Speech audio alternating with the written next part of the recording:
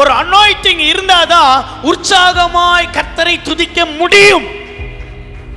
Anointing இருந்தாதான் வார்த்தை கேட்க முடியும். பக்கத்துல சொல்லுங்க அனாயிண்டிங், சொல்லுங்க அனாயிண்டிங். அந்த அபிஷேகத்துக்கு அடையாளமாய் என்ன ஏன் நீ சோர்ந்து போய் கிடக்கிற, நீ தோர்ந்து போய் கிடக்கிற, நீ காயப்பட்டு கிடக்கிற, ஓ மேல ஒரு அபிஷேகம் இறங்கிச்சுனா உன்னுடைய உள்ளான காயங்கள் மாறும். ஆயில கொடுக்கிறார், இரண்டாவது திராட்சை ரசத்தை கொடுக்கிறார். இயேசுவின் ரத்தம் அடையாளமா, இயேசுவின் ரத்தம். ஏன் நீ அடிபட்டு ரத்தத்தை இழந்திருக்கிற, நீ அடிபட்டு வேதனைப்பட்டு இருக்கிற. ஒரு தகப்பனுடைய இறுதி ஆண்டவர் அதை தான் காமிக்கிறார், சிலுவையில காமிக்கிறார். ஒரு நாயின் ஒரு விதவை அழுது கொண்டு வரும்போது வாலிப பையன் செத்து அவனை தூக்கின்னு போறாங்க. அந்த தாயோடைய அழுகையை பார்த்து இயேசு மனதுருகினார். ஒரு குஷ்டரோகியை பார்த்து அவர் மனதுருகுகிறார். ஒரு தகப்பன்னா மனதுருகும் என்ற ஒரு கேரக்டர் இருக்கணும்.